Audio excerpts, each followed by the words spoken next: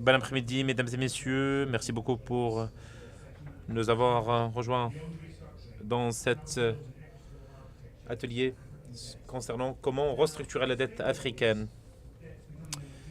Vous savez très bien que la dette est une évidence, est en train de devenir un défi. Et pas mal des acteurs africains font au coût de plus en plus important d'achats des matières premières, notamment le gaz naturel et le pétrole. Nous avons pu assister à ça dans des pays comme le Ghana, la Zambie, et ceci souligne l'importance d'avoir peut-être une nouvelle approche pour la restructuration, surtout avec l'émergence de nouvelles situations qui sont plus difficiles liées au changement climatique et autres. Donc, apparemment, il y a besoin d'une nouvelle approche et d'un nouveau début.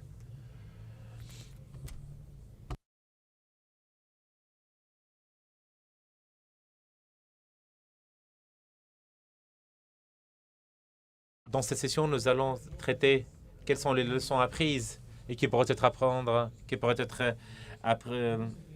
qui est à apprendre à partir de ces dernières années. Et nous allons essayer de partager avec vous quels sont les challenges et les solutions. Moi, mon nom c'est John Everton. Je suis éditeur pour l'Afrique et le Moyen-Orient pour The Banker.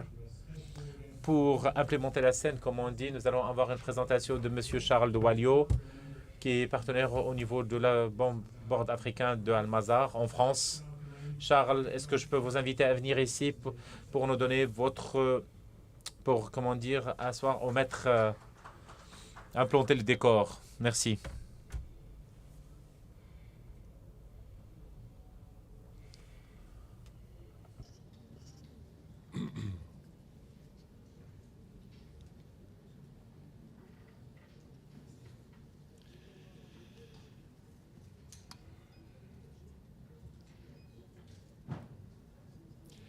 Ladies and gentlemen, mesdames et messieurs, chers panélistes, merci pour m'avoir donné l'opportunité de vous présenter cette session sur un sujet qui est aussi complexe que difficile.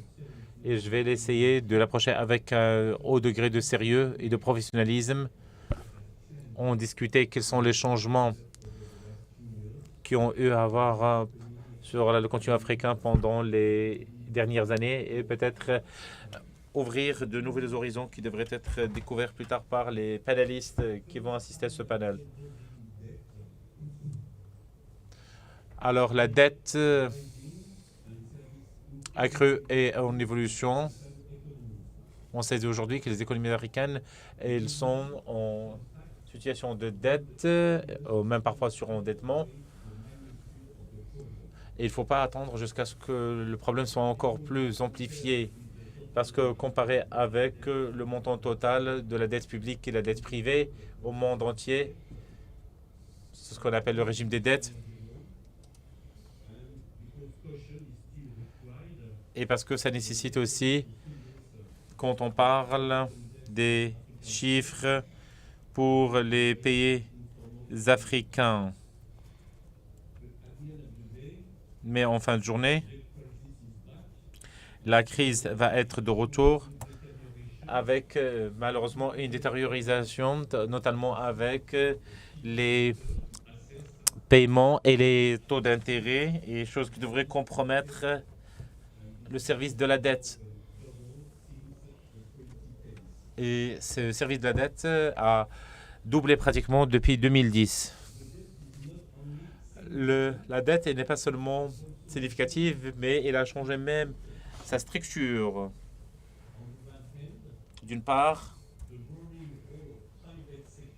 le rôle important que commence à jouer le secteur privé pendant les 15 dernières années a changé la donne.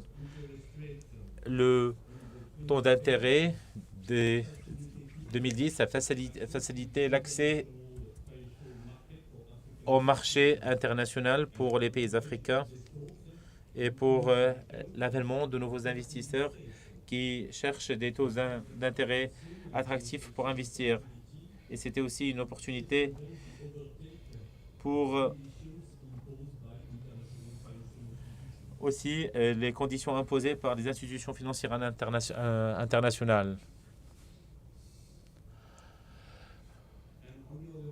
D'autre part, il y a aussi ce qu'on appelle la décroissance et le changement dans la composition des créanciers bilatéraux, selon des sources que la part du Club de Paris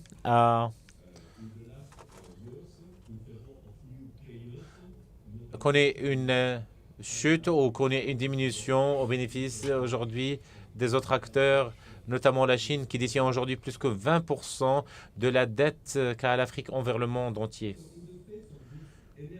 Donc, avec ces nouvelles données, qu'est-ce qu'on pourrait faire pour améliorer la résilience de l'économie africaine? Tout d'abord, je voudrais vous poser la question suivante. Déjà, la première question à laquelle il faudrait y répondre, qu'est-ce que nous avons entre les mains en tant qu'Africains? Déjà, est-ce que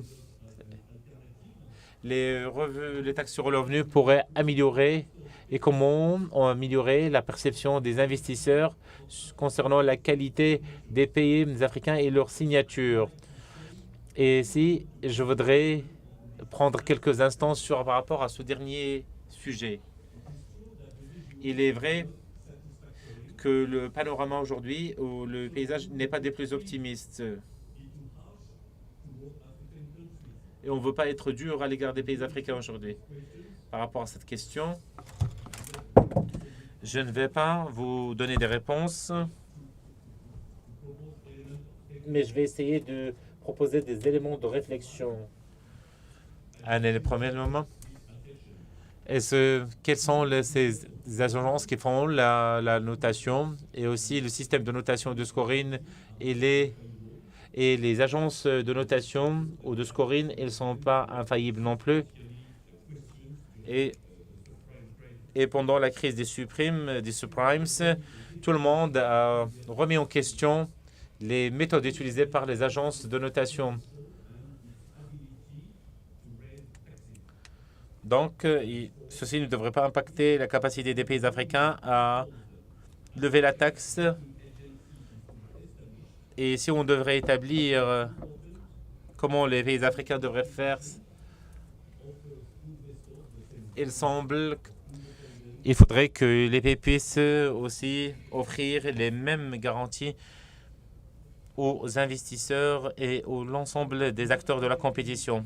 Mais pas toutes les choses, malheureusement, ne se trouvent entre les mains des pays concernés. Chose qui nous pose et qui nous impose des difficultés. Il y a la question du multilatéralisme.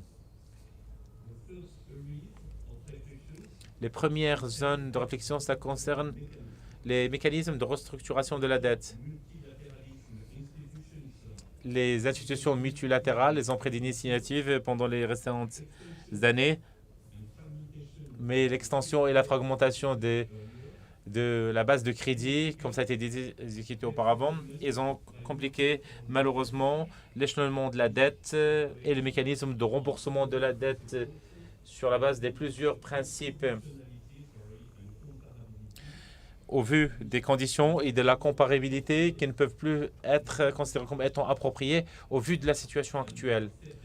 Il y a certainement autres endroits ou autres lieux dans lesquels on pourrait découvrir davantage comment pourraient agir et réagir les institutions, le continent africain vis-à-vis de ces institutions.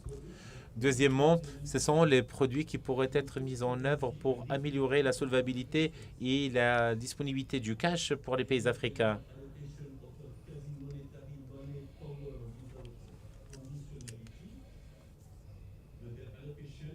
Les allocations bénéficient surtout aux pays du G7. On le sait. Les discussions internationales, elles ont établi aussi, bien sûr, les possibilités de pouvoir recycler des SDR et d'autres propositions sont toujours sur la table. Tout d'abord, à travers le recyclage des SDR, c'est une tentative désespérée pour pouvoir redresser la barre et rectifier le tir par rapport à des injustices qui ont été commises par le passé. Tout d'abord, les financements octroyés aux pays par ces institutions et par ces instances multilatérales est assujetti à des conditions qui sont parfois difficiles à remplir. Et deuxièmement, le principe de la concessionnalité pourrait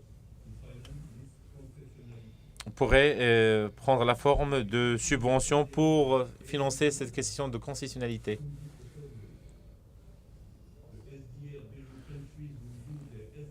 Les institutions des pays concernés pourraient émettre des obligations pour acheter les SDR ou pour recycler les SDR et aller sur le marché des capitaux pour avoir un effet de levier. Mais il y a certainement autres espaces ou autres possibilités à explorer, notamment peut-être des solutions un peu plus radicales. Et je suis impatient de pouvoir entendre nos panélistes nous dire qu'est-ce qu'ils pensent de ça. Merci beaucoup, mesdames et messieurs, pour votre attention.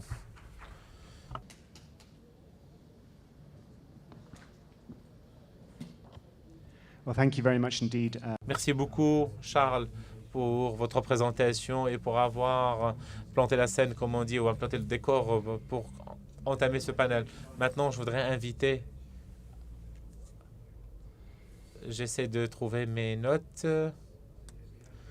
Nous avons un panel très important. Nous avons M. Bihi, Iman Ege, qui est le ministre des Finances de la République fédérale de la Somalie, M. Adama Coulibaly, qui est le ministre des Finances et du Budget de la République de la Côte d'Ivoire, M. professeur Carlos Rofest, c'est professeur de l'Université Nelson Mandela de Cape Town, et enfin, et pas des moindres, Patrick Nicoté, qui est le coprésident pour la restauration auprès de la Banque centrale du Kenya. Mesdames et messieurs, vous êtes les bienvenus au podium. Veuillez venir, s'il vous plaît.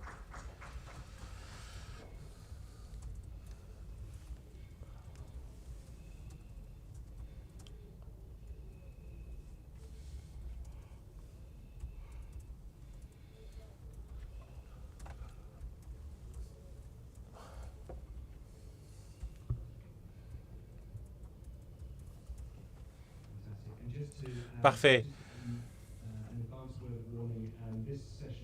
Cette session, il va y avoir des questions en français et en anglais, donc n'hésitez pas à aller récupérer vos casques de traduction.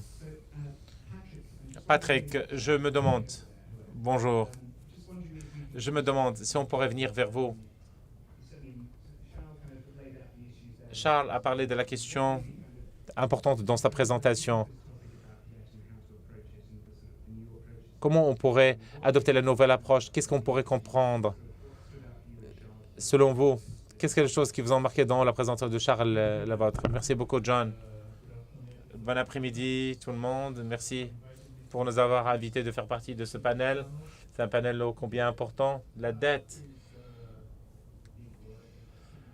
c'est un grand mot et il est assez significatif. Et comme ça a été mentionné lors de la présentation, je pense qu'il y a deux voies. Tout d'abord, il y a les dettes à court terme, à très court terme, et c'est lié surtout aux pays qui sont dans le stress de dette, où ils font face à un sujet particulier par rapport à leurs créditeurs. Il y a par exemple la discussion récente, et après nous avons aussi des sujets à long terme qui sont aussi présents aujourd'hui. Dans un sens, le volume des paiements de dettes qui ont été effectués a mis la pression beaucoup plus sur l'éducation, sur la santé. Dans un pays comme le Nigeria, des pays les plus peuplés du continent africain, on peut voir qu'ils sont en train de dépenser beaucoup plus que la moitié de leurs revenus à payer le service de dette, alors que l'éducation et la santé, ils ne représentent même pas 1% du PIB. Donc il y a une crise aujourd'hui. Ajoutez à cela la crise ou la préoccupation concernant le changement climatique. et les financements qui sont nécessités. Donc le point ou le problème d'ordre général, c'est que nous avons un problème auquel il faudrait qu'on traite aujourd'hui. Ce n'est pas à court terme par rapport au sujet portant à échéance, mais si on voudrait vraiment aller vers une situation où la société est plus équilibrée. Merci beaucoup. Could you sort of Monsieur le ministre, est-ce que vous pouvez partager avec nous votre expérience sur Côte d'Ivoire, your thoughts about the debt landscape in Africa? Vous pensez sur les paysages de dette en Afrique et ce qui devrait normalement changer à votre avis? Merci beaucoup. Je vais parler en français.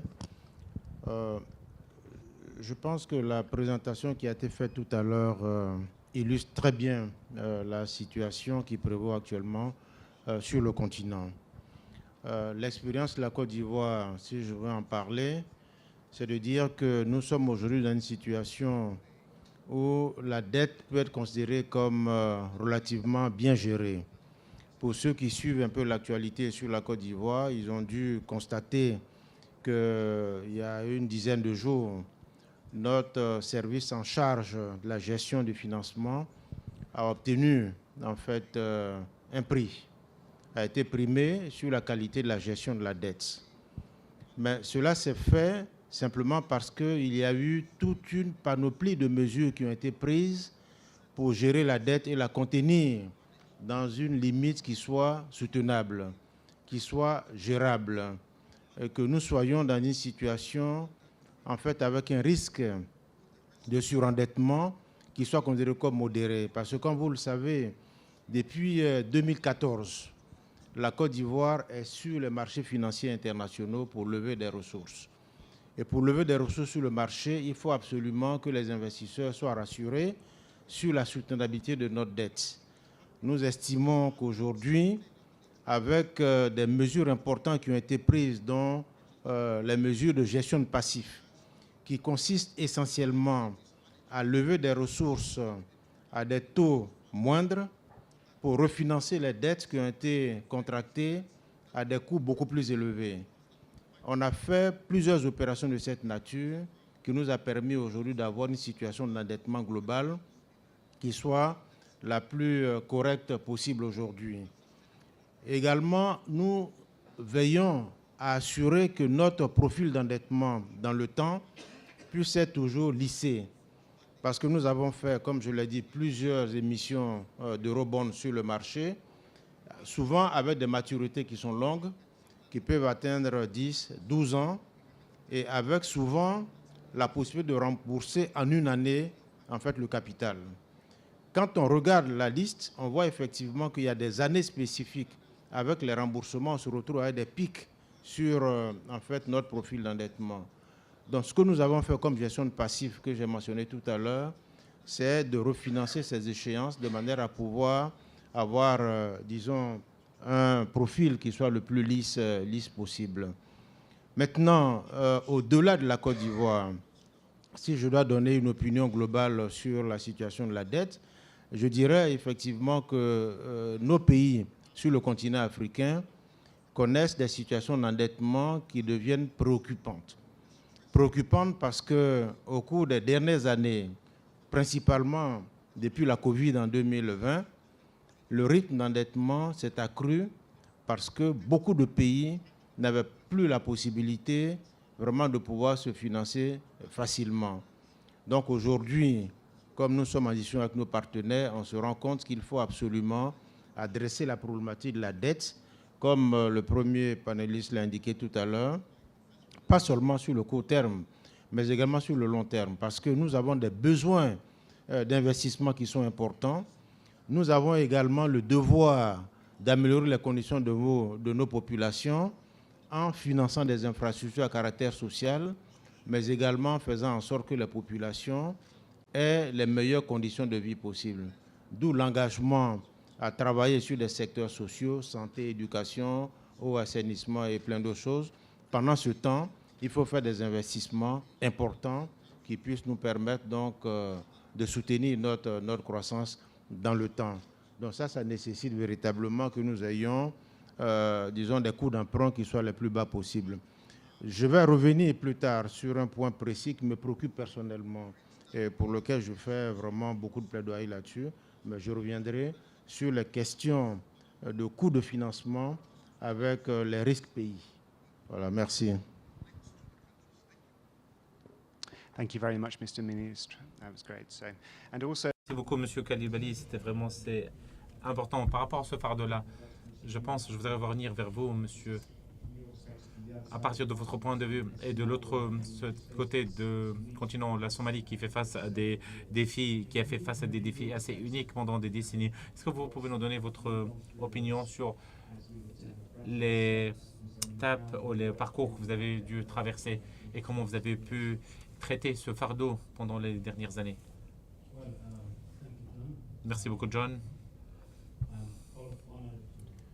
Je suis aussi honoré de pouvoir assister à ce panel avec autant de panélistes et de speakers.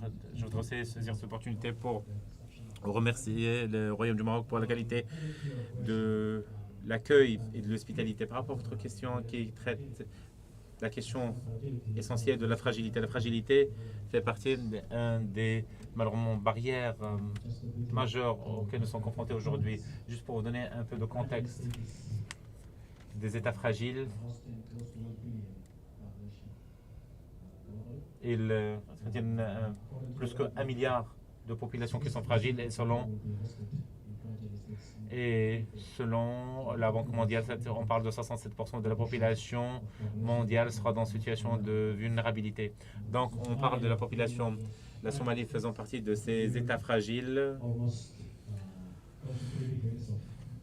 Nous avons pu assister à une succession de tragédies qui a abouti à pratiquement le fondement de concept d'État. Nous avons eu, par exemple, même un effondrement des institutions suite à la succession des crises et des guerres civiles et autres.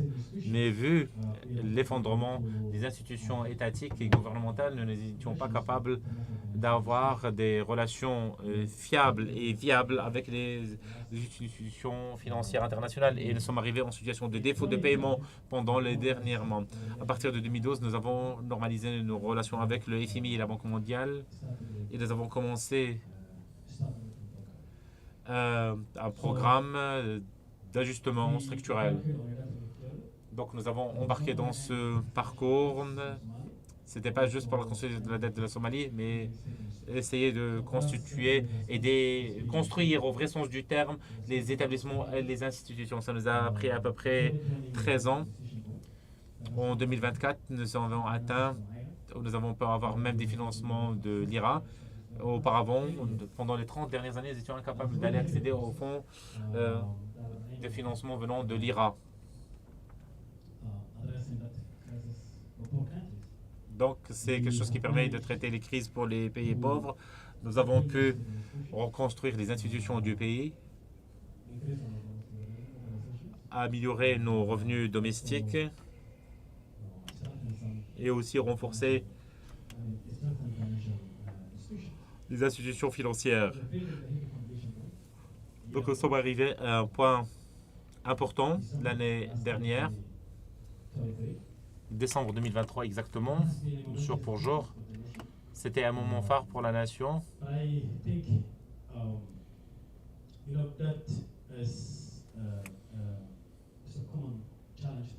C'est un défi commun pour l'ensemble des nations, je dirais, du continent.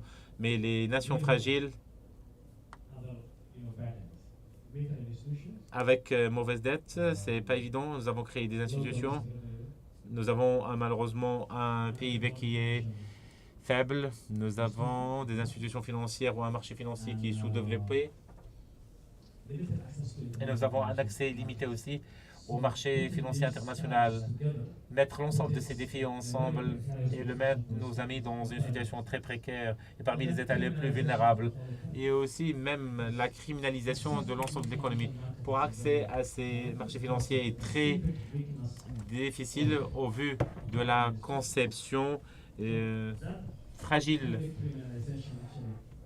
que nous donnons, ceci nous a mis et ça a mis notre pays et d'autres pays entre les bras des instances et des organisations criminelles. Merci beaucoup.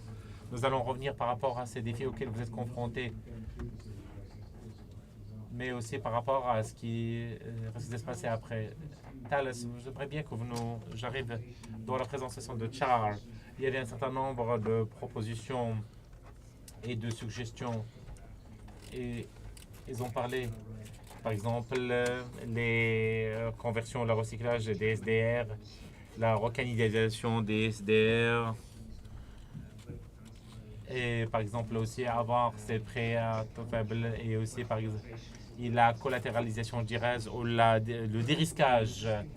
Moi, je voudrais vous dire et vous poser, c'est quoi les enseignements majeurs à partir de ces nouvelles méthodologies et comment vous voyez ça à partir de votre point de vue pour pouvoir avancer? Tout d'abord, je voudrais remercier Charles pour la qualité de sa présentation parce que il a vraiment mis le point sur que les choses ont commencé à faire mal à partir de 2010. Et il faut qu'on se pose la question, pourquoi cette échéance? Et la question, c'est parce qu'il y avait 2008-2009 avec la crise financière internationale, après la période post-choc, et après nous avons eu une succession de chocs et après la courbe qui représente le service de dette et qui a commencé pratiquement sur la pente ascendante encore plus. Est-ce que c'est un problème purement africain? Non, loin s'en faut. Pratiquement les autres parties du globe, ils ont expérimenté ça sur la peau. Mais qu'est-ce qui est aussi particulier pour l'Afrique? Qu'est-ce qui est particulier et propre à l'Afrique? Pourquoi c'est si difficile de servir et de service de la dette? C'est pas assez surprenant à vrai dire. Tout d'abord, parce que nous n'avons pas accès aux liquidités. Ça, c'est d'une part. Deuxièmement, il y a aussi des primes de risque qui sont élevées. Et donc, les conditions d'une dette souveraine, on parle des Africains qui ont l'obligation d'avoir cet endettement commercial parce que les prêts n'ont pas été aussi développés que les besoins. Donc, ce que nous avons en termes d'endettement ne correspond pas aux besoins. Nous avons où est la surprise? Si vous allez payer beaucoup plus que tout le monde et que vous avez moins d'accès que les autres et que vous avez les mêmes problèmes que tous les autres, eh bien, c'est très simple. Vous allez affronter une crise. On regarde ce qui pourrait être la solution. C'était ça votre question. La solution, c'est que toutes les promesses concernant le financement climatique doivent être honorées. Nous avons un déficit de 3 trillions de promesses qui n'ont pas été tenues et ça s'accumule. Donc,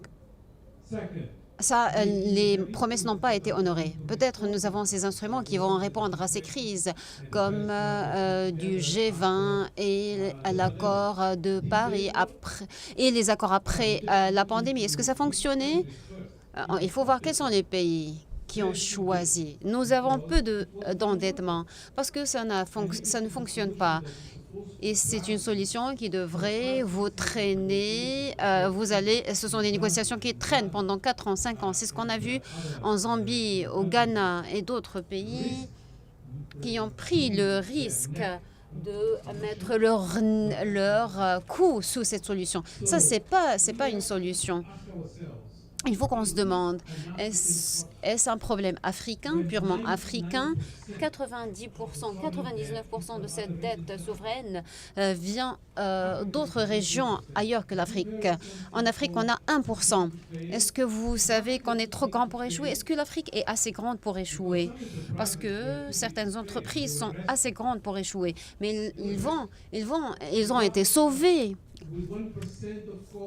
En Afrique, nous avons un coût de 1%.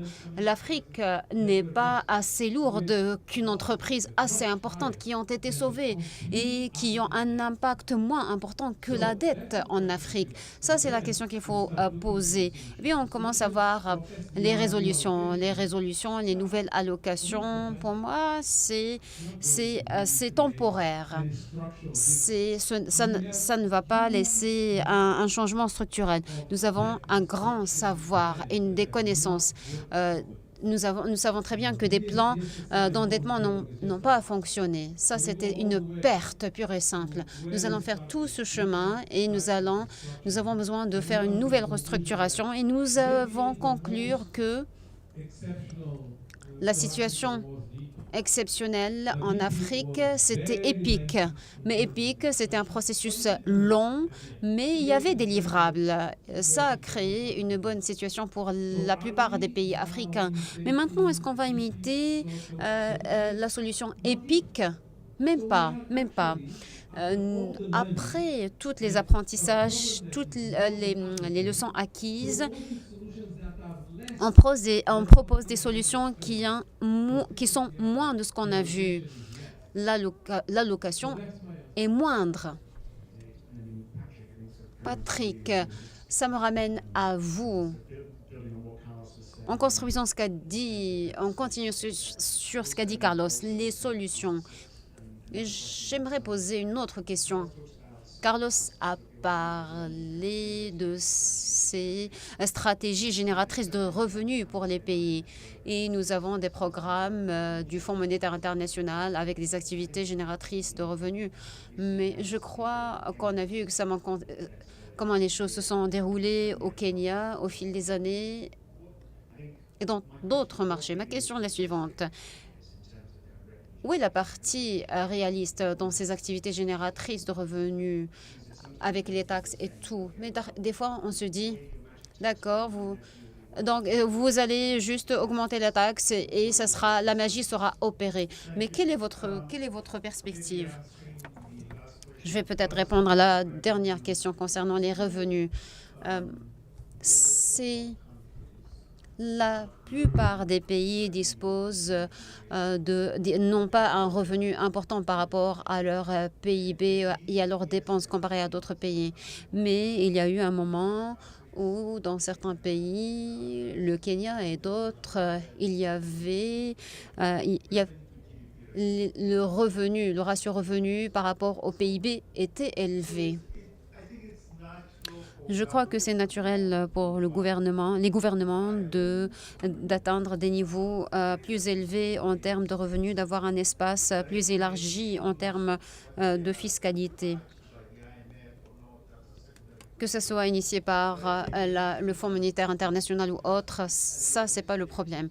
Mais ça doit être une solution réaliste. On s'attend à ce qu'un pays rebondisse ou augmente son revenu par rapport au PIB, alors que le pays passe par une crise. Tout ce qui importe à ce moment-là, c'est augmenter ce revenu de 3% par rapport au PIB dans 3 ans, dans 2 ans. Je pense que ce n'est pas réaliste. Les objectifs doivent être réalistes, mais également l'espace fiscal, comment il est construit au niveau local.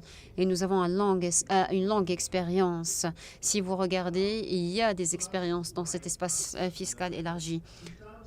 Mais en termes de prévision, la solution, je suis tout à fait d'accord avec Carlos, son approche et comment il a expliqué les choses et les résultats. En fin de compte, vous avez véritablement besoin d'accepter qu'il doit y avoir un transfert de ressources aux pays africains. Le problème, c'est que est-il suffisant de changer le système ou les arrangements actuels? Non. La réponse, c'est non. Carlos l'a bien expliqué et comment il a comparé l'Ukraine. L'Ukraine, comme ça, ils ont reçu 30 millions de dollars des États-Unis, je crois. La Somalie, La Somalie a eu beaucoup moins que ça.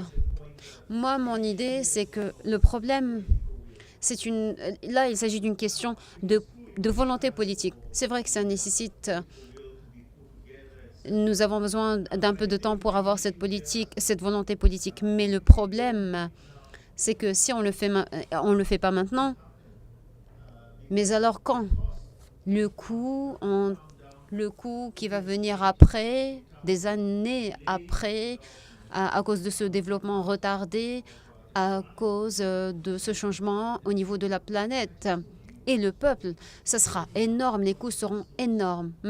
C'est maintenant qu'il faut agir. C'est maintenant qu'il faut conclure ces accords. C'est maintenant qu'il faut trouver une manière épique, avec des stéroïdes, c'est-à-dire quelque chose qui peut changer les approches en place. Mais il doit y avoir un soulagement ou une réduction de dette. Le financement en soi, sauf s'il y a des arrangements, ça va juste maintenir la crise. C'est juste temporaire, comme a dit Carlos. Oui, je crois que nous avons besoin de trouver des solutions plus appropriées.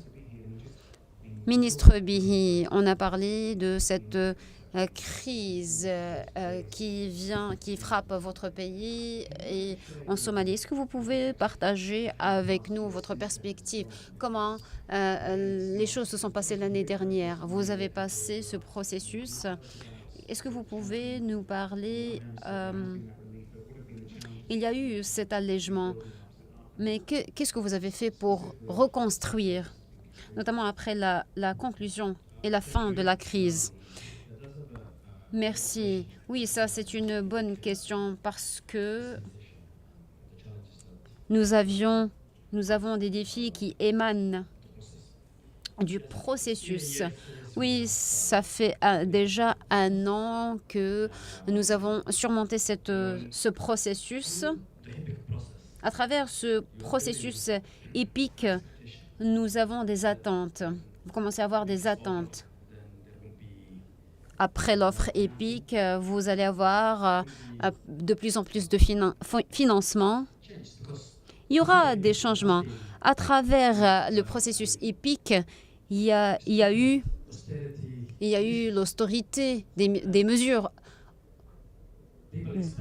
d'austérité. Donc les gens pensaient qu'après les pics, elles auraient une vie meilleure avant le processus épique.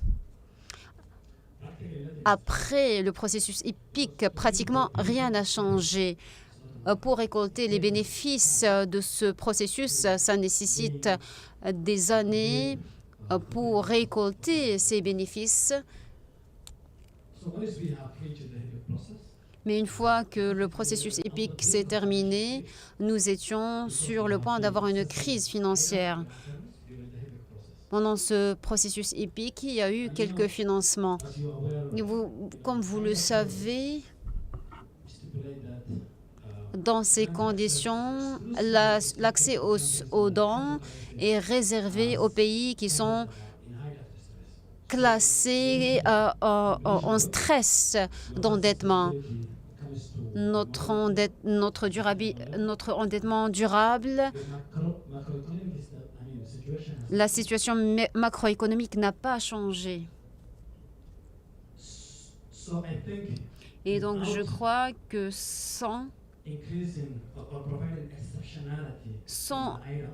offrant des cas exceptionnels, mais la situation restera très difficile. Je remercie la Banque mondiale et la Banque africaine de développement qui ont élargi notre accès au développement direct externe ou extérieur.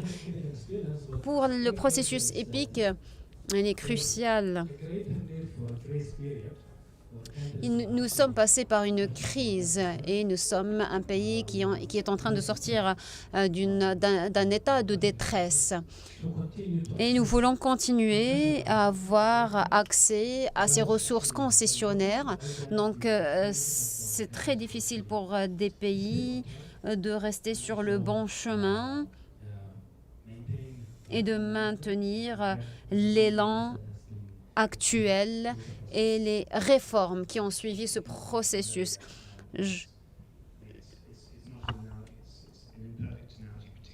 C'est une analogie imparfaite.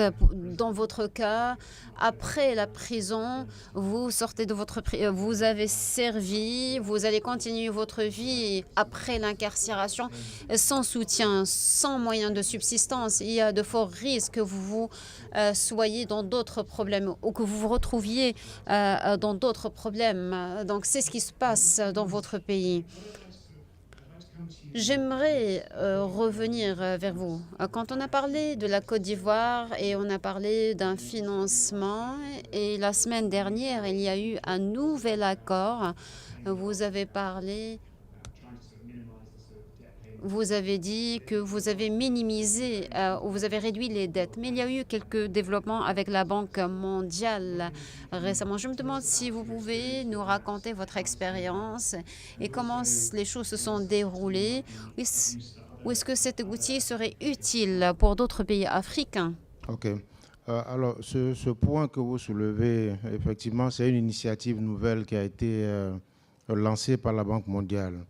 Et cela, effectivement, c'est les leçons qui ont été tirées, comme cela a été dit, pour trouver des solutions en fait, à la problématique de la dette des pays d'une manière générale. Alors ici, la Banque mondiale a lancé une initiative, je dirais, innovante. C'est un schéma que nous allons également tester. La Côte d'Ivoire est le premier pays, un pays pilote de cette initiative. L'initiative consiste en fait à faire en sorte que des emprunts puissent être contractés par les pays éligibles avec la garantie de la Banque mondiale, la garantie AAA, pour avoir donc des emprunts qui coûtent moins cher sur le marché des capitaux et que ces ressources qui coûtent moins cher puissent servir à racheter, en fait, à refinancer des dettes contractées à des coûts plus élevés. Et l'économie qui va être réalisée à travers cette transaction, cette économie va être injecté dans le financement de certains projets qui sont généralement des projets à caractère social. Dans le cas de la Côte d'Ivoire, c'est le secteur éducation qui a été choisi pour bénéficier en fait des financements des économies qui seront réalisées sur la base de cette transaction. Je crois que c'est un schéma parmi d'autres. Nous allons le tester, mais a priori, ça m'apparaît être, en tout cas pour la Côte d'Ivoire, c'est pour cela que nous nous sommes engagés dans cela, une solution. Ce n'est pas une panacée, mais c'est une solution à la problématique de l'endettement. Comme la Côte d'Ivoire est le premier pays, le pays pilote, les autres vont suivre certainement sur la base de l'expérience que nous aurons acquise, sur la base des résultats que nous aurons obtenus, et les autres vont également être éligibles pour pouvoir s'inscrire dans cette même initiative. Mais je voudrais peut-être revenir un peu en arrière sur beaucoup d'initiatives qui ont été prises, au nombre desquelles on a parlé tout à l'heure, la question des droits de tirage spéciaux. Et ça, c'est aussi important de le mentionner parce que les droits de tirage spéciaux qui ont fait l'objet d'émissions, le montant total qui a été émis, c'est 650 milliards de dollars. 650 milliards de dollars qui ont été émis à des pays qui ont des réserves internationales suffisantes, qui en réalité n'avaient pas besoin de ces ressources. Sur les 650 milliards de dollars, le continent africain, qui compte 1,5 milliard d'habitants, a bénéficié essentiellement de 33 milliards de dollars, ce qui représente à peu près 5% sur la base de leur quote-part en fait, au niveau du Fonds monétaire international. C'est infime. Vous voyez là que des initiatives ont été prises pour accompagner les pays et finalement ceux qui en bénéficient, ce ne sont pas véritablement ceux qui en ont besoin. Et ça pose un véritable problème. La deuxième chose, c'est que ces financements ont été mis en place dans le cadre du cadre commun. Alors, ce cadre commun visait 3 objectifs. Le premier, c'était effectivement de gérer la question de la dette. C'était également de suspendre le paiement de services de la dette pendant une certaine période, compte tenu du fait que c'était extrêmement difficile avec la Covid. Et le troisième élément, c'est d'injecter en fait, la liquidité au niveau des pays. Mais ces objectifs aujourd'hui, avec du recul, bien que l'initiative ait été heureuse, ne sont pas satisfaites à 100%. Parce que normalement, les ressources devraient être utilisées pour deux choses. Premièrement, accroître la dotation du PRGT, qui est le fonds fiduciaire pour la croissance et la réduction de la pauvreté. Et puis l'autre partie devait être utilisée à travers les banques multilatérales de développement pour avoir un effet de levier, comme cela a été indiqué dans la présentation. La BAD s'était mise en avant pour plaider pour qu'effectivement une partie de ces ressources-là puisse être canalisée à travers elle, pour qu'elle puisse avoir beaucoup plus de ressources pour accompagner en fait les pays africains. Aujourd'hui, après quelques années, on se rend compte que le premier volet a marché, puisqu'il y a une dotation, un accroissement de la dotation au fonds fiduciaire, mais la partie qui devait passer par la Banque multilatérale de développement, aujourd'hui, bien qu'il y ait eu une décision qui a été prise récemment, mais il y a un retard sur ce volet-là. Or, c'est là, effectivement, qu'on pouvait avoir un impact important avec l'effet de levier qui allait être accordé au niveau de la Banque africaine de développement. C'est dire, effectivement, qu'il y a beaucoup d'initiatives, mais ces initiatives prennent du temps à se mettre en place et ça pose des problèmes véritablement. Je crois qu'il y a lieu maintenant d'accélérer les choses. Et il y a des défis également des défis émergents. Quand on parlait de toutes ces questions de Covid et autres, mais c'est après tout ça qu'on a eu la crise en Ukraine et qu'on a eu en fait la flambée des prix au plan international, qu'on a eu également le durcissement des conditions de financement international, et tout ça dans un contexte où maintenant on a les phénomènes climatiques qui deviennent maintenant de plus en plus prégnants dans toutes les économies, et il faut tenir compte de ça dans tout ce que nous allons faire comme planification. À tout cela, il faut ajouter effectivement toute la question de la prime de risque. Carlos en a parlé. On paye sur le continent des primes de risque qui sont artificiellement élevées, qui ne correspondent pas en fait aux situations réelles des différents pays. Donc nous sommes pénalisés avec ces histoires de primes à payer à des taux qui sont beaucoup plus élevés que dans les autres régions, alors qu'il n'y a pas beaucoup plus de risques sur le continent qu'ailleurs. Donc il y a lieu vraiment de regarder cette problématique avec beaucoup d'attention si on veut que l'Afrique ait accès à des coûts de financement qui soient acceptables pour financer donc ces efforts de développement. Merci. Very good. Thank you very much indeed, Minister. Merci beaucoup. Nous avons 10 minutes qui restent. Quand on parle de prime risque, j'aimerais demander à l'audience, est-ce que vous avez des questions? Est-ce que vous voulez poser une question? Vous avez l'opportunité maintenant, mais vous avez également une autre opportunité vers la fin de la session. Vous pouvez lever la main immédiatement ou juste après la session. Je ne vois pas de main levée maintenant, mais c'est juste pour vous avertir, il nous reste 10 minutes. Concernant les primes de risque, il y a eu plusieurs arguments dans le continent et en dehors du continent. Carlos, est-ce que vous voyez, est-ce que le préjudice par ces primes de risque, ou est-ce qu'il y a une nouvelle proposition par rapport à cela? J'ai mes propres doutes concernant le projet de l'Union africaine. Ce n'est pas à cause de l'intention, mais à cause des coûts pour mettre en place une agence de classement de rating. On parle d'à peu près de 100 millions de dollars pour lancer une agence ou un mécanisme qui serait crédible. Et ce ne sera pas facile de lever ces fonds. Deuxièmement, vous aurez toujours cette dimension politique associée à l'agence qui va mettre des investisseurs dans des notes et ils ne seront pas très satisfaits de ces résultats. Ce qu'il faut apprendre, c'est ce qui s'est passé en Chine et les derniers exemples de transformation. La Chine n'avait pas un marché de capitaux comme on le connaît aujourd'hui jusqu'en 1990.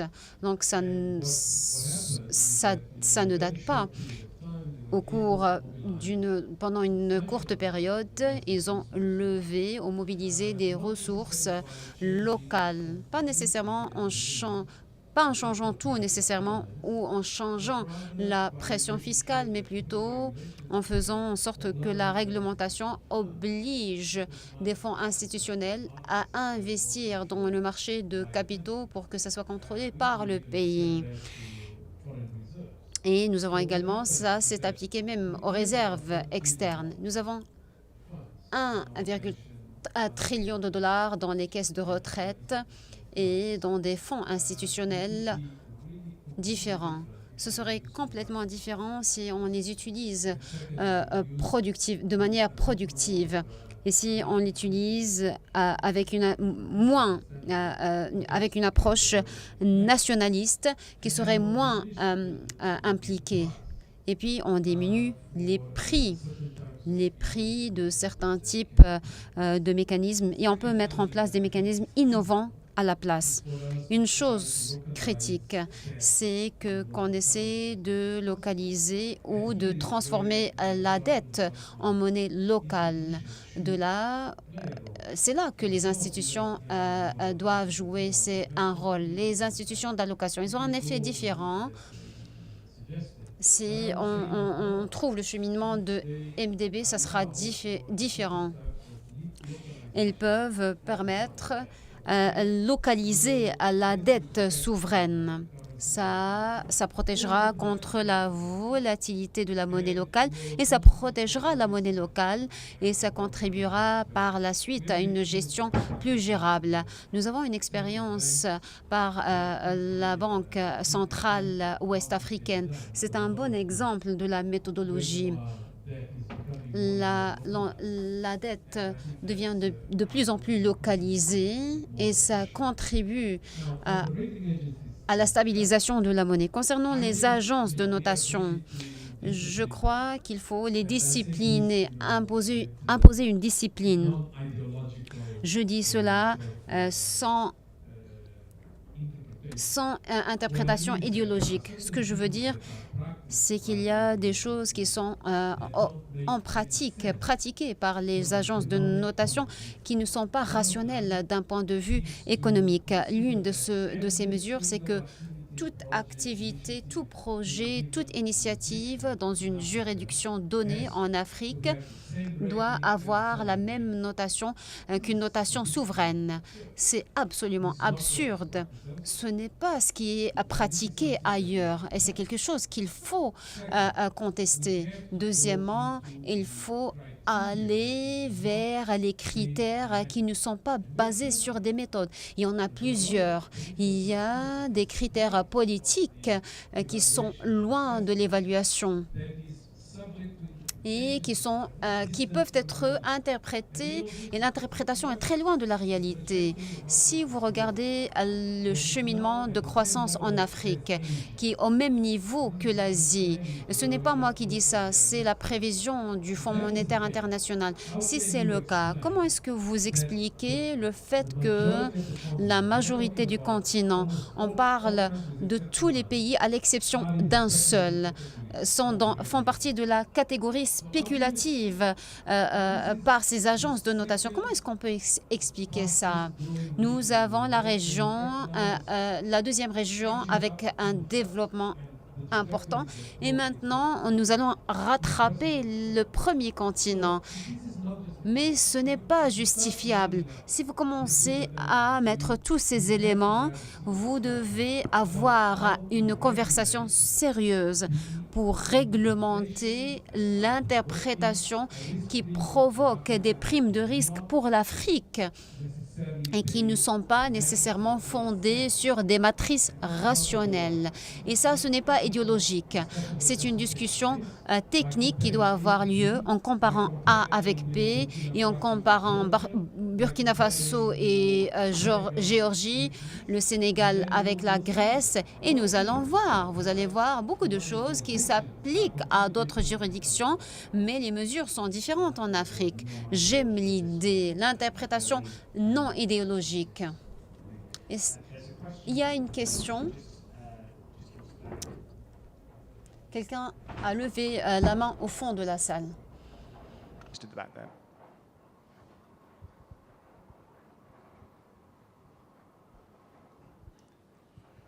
Right, thank you so much. Je m'appelle Mohidine, je suis l'envoyé spatial du financement et de développement social et je suis amie avec tous les panélistes. Je vous remercie de ce que vous avez dit. Nous avons 3 choses que vous avez citées. Et pourquoi, malgré les discussions sérieuses que nous avons aujourd'hui, on ne voit pas des questions relatives à l'endettement et qui ne font pas partie des 10 premiers risques pour ceux qui anticipent les risques pour l'année 2025. Si vous allez parcourir tous ces rapports qui viennent d'être publiés les semaines dernières, aux meilleures situations, ça se positionne à la 9e position. A priori, c'est une confirmation de ce que les collègues de la Banque mondiale viennent de décrire. C'est une crise passée sous silence. Et ça, nous avons 2 causes. Les institutions sont différentes et donc l'initiative EPIC ne fonctionnera pas. Il ne s'agit pas seulement de leadership politique, mais également la dynamique. Le club Paris comptait pour 50% des crédits, alors que le club Paris ne représente que 10%. Les institutions sont différentes, les marchés émergents et même le secteur privé.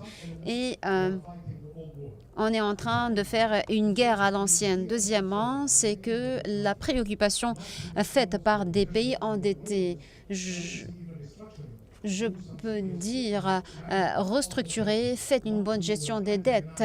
Il ne faut pas antagoniser, comme a dit Carlos.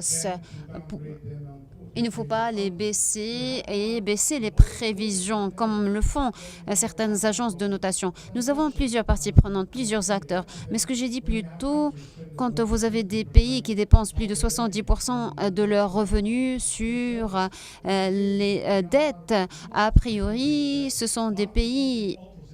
Et ce sont des pays qui auront des défauts de paiement et ils vont faire des défauts dans plusieurs éléments. On parle de financement pour le développement. En Espagne, l'année prochaine, les pays développés, pas seulement celles qui sont lourdement endettées, mais ce sont les pays qui vont rejoindre un club de collaboration pour avoir une voie unique. Deuxièmement, concernant les agences de notation, certaines agences ou certaines institutions étaient courageuses plus que d'autres, mais parce qu'ils n'ont pas de documents. Ils ont été critiqués, ils n'ont pas une interprétation idéologique. Ce sont des agences de notation avec des méthodologies standardisées qui concernent la transformation verte, et c'est publié dans leurs prévisions. Il faut travailler avec les entités qui ne se préoccupent pas de ces notes basses. J'aimerais dire quelque chose. Merci d'avoir soulevé la question. Merci d'avoir parlé de l'endettement. Je crois que c'est ça aussi. Pour plusieurs pays, la dette n'est pas aussi élevée que ça. Mais pour d'autres pays, c'est très élevé. Pour l'Afrique du Sud, le président vient de lancer en Afrique du Sud. Elle s'est présentée pour la présidente.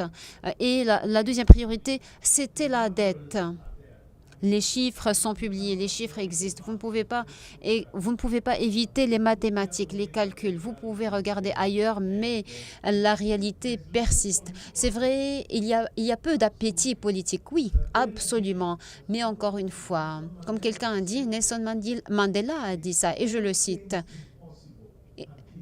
Ça paraît impossible jusqu'à ce que ça soit fait. Nous avons besoin d'avoir le courage de changer l'entreprise dans son entièreté. Oui, vous avez parlé de fonds de financement pour le développement. Oui, ça c'est un forum où ça doit être abordé, mis sur la table. Mais je crois que les autres forums, doivent choisir ou parler de la question d'endettement. Et finalement, il est important de noter qu'il est facile de pointer du doigt les pays qui ne font pas leur travail. Vous avez parlé du Fonds monétaire qui pointe du doigt ces agences de notation. Mais je suis d'accord avec Carlos concernant l'endettement et le crédit. Et quelle est l'approche de ces agences de notation? Mais je dois dire que le FMI a ses propres problèmes. Nous avons critiqué l'analyse de durabilité, mais ils sont très lents pour agir sur ces recommandations. Chacun doit s'occuper de ses affaires et il faut se mettre autour de la table et il faut coopérer. Nous avons besoin d'une solution collective. Il est temps que nous trouvions une solution collective. Nous n'avons pas besoin de choisir un chemin différent. Est-ce que vous voulez faire des conclusions ou Monsieur le ministre? Oui, juste un point, une réaction sur la question de risque et puis aussi une proposition. Je crois que sur la question des risques, il n'y a vraiment pas de doute là-dessus. Il y a un biais qu'il faut absolument corriger parce que quand on regarde en fait l'échelle des risques, ça va de 1 à 7. Et quand vous regardez en fait tous les pays africains, ils sont cotés en fait 7, 6. Ce sont les risques les plus élevés, systématiquement. Donc il y a un problème. Quel est le biais qui permet justement à tous les pays systématiquement d'être à ce niveau, même si on sait que par ailleurs, il y a quand même une différenciation entre les différents pays. Ça, c'est le premier élément. Ça nécessite effectivement qu'il y ait une réflexion très profonde qui pouvait être, je ne sais pas, menée, je ne sais pas par qui, le FMI, la Banque mondiale, l'Union africaine, ou en fait des centres d'excellence au niveau du continent africain, mais il y a lieu véritablement de questionner cette question de risque pays qui nous pénalise, et j'insiste là-dessus. Ensuite, je crois qu'il y a eu beaucoup de discussions en mettant la balle dans le camp de certains de nos partenaires, mais je pense qu'il est temps aussi que nous, Africains, nous puissions véritablement voir ce qui nous revient comme part à faire. La part à faire pour nous, c'est véritablement de mobiliser des ressources domestiques. Si on a ces ressources domestiques en quantité suffisante, mais on aura moins recours à la dette. Ça va régler nos problèmes. Je crois qu'il faut que la réflexion également aille dans cette direction. Comment faire en sorte que nous puissions mobiliser plus de ressources au niveau domestique? Ce sont ces ressources-là, l'épargne domestique, c'est ça qui va nous permettre en fait de faire les investissements dont nous parlons, dans les infrastructures, dans la santé et ainsi de suite. De sorte que même si on a besoin d'aller emprunter, que ce ne soit vraiment que des ressources minimales d'appoint pour compléter en fait les ressources domestiques que nous aurons mobilisées. Je crois qu'il y a là également, il y a une réflexion à mener et je pense qu'ensemble, nous pouvons vraiment mener cette réflexion pour que nous puissions avoir des ressources, il n'y a pas des ressources captives, mais des ressources contrôlables. Voilà. Merci. Just very briefly, Carlos. Yeah, sorry. Très brièvement, pour continuer sur ce qu'a dit le ministre en termes de mobilisation de ressources domestiques locales, vous ne pouvez pas accroître la collecte de revenus si vous ne faites pas une transformation structurelle de l'économie. Et la transformation structurelle nécessite la formalisation des transactions. Si vous regardez... Si vous voulez glorifier le secteur informel par certaines agences de développement, nous allons avoir un problème parce que celui-là, c'est un discours qui va contre la transformation structurelle. Quelle est la réalité en Afrique? Seulement 17 pays sur 54 pays, leurs comptes sont à jour, c'est-à-dire qu'ils utilisent les prérequis qui ne dépassent pas une période. Seulement 17 pays. Mais alors, vous avez 45% de la population africaine n'a pas de registre civil et vous avez 10% de la terre enregistrée et enregistrée de manière appropriée. Vous ne connaissez pas bien votre population ni votre territoire. Ça, c'est une recette pour l'informel. C'est la recette de l'informel.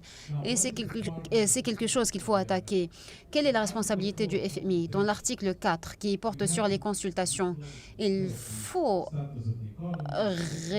révéler toutes les données concernant l'économie, y compris les comptes d'un pays. Le FMI sait que tous ces pays n'ont pas de rapport actualisé année après année dans l'article 4 portant sur les consultations. Qu'est-ce qu'ils ont fait par rapport à cela?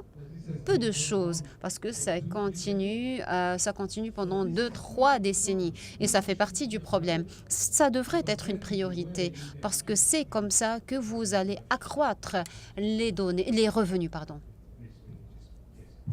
Monsieur Bihi, ministre. Concernant les agences de notation de crédit, j'aimerais dire que pendant la pandémie de Covid-19, la suspension de dette a été lancée et plusieurs pays n'ont pas bénéficié de cette suspension parce que de peur d'avoir un déclassement par ces agences. Ce sont les implications de ces agences de notation de crédit sur le continent. Et ça doit changer. Il est impératif que ces agences de notation limitent leur notation non sollicitée en Afrique. Et je crois que la question sur les connaissances sociales, ça c'est très pertinent. Ces agences de notation se trouvent à l'Occident. Ils ne connaissent pas bien l'Afrique et ils font des analyses, une évaluation. Mis à part l'évaluation quantitative et l'évaluation politique et sociale est importante. Il faut connaître le pays et ça nécessite une compréhension contextuelle, une bonne compréhension des économies en Afrique. Donc, il faut responsabiliser ces agences de notation. Nous avons besoin d'une réglementation par rapport à ça. Concernant les revenus, je crois que l'espace fiscal est très important. Et sans l'essor économique, comme a dit Carlos, il y a peu de chances. Il est fort improbable que les pays mobilisent des revenus ou des activités génératrices de revenus. De manière pratique, la modernisation de ressources de revenus et sa mobilisation ont des implications importantes sur la croissance des revenus. J'ai constaté une croissance exponentielle dans des systèmes digitalisés avec une transparence dans la collecte de revenus, y compris dans les États fragiles où le contrat social est brisé ou faible. Il est important que le gouvernement renforce la transparence et la mobilisation de revenus. Mais concernant l'aspect réaliste, nous avons besoin d'une approche moderne pour ne pas compromettre l'essor économique et pour ne pas sous-estimer et pour ne pas apporter des préjudices à un contrat social faible. On peut en parler dans d'autres réunions. Je suis désolée, Monsieur le Ministre. Monsieur le Ministre, Carlos, Patrick, merci de ce débat intéressant. Merci.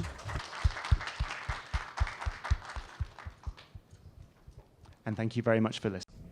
Merci d'avoir assisté, Mesdames, Messieurs.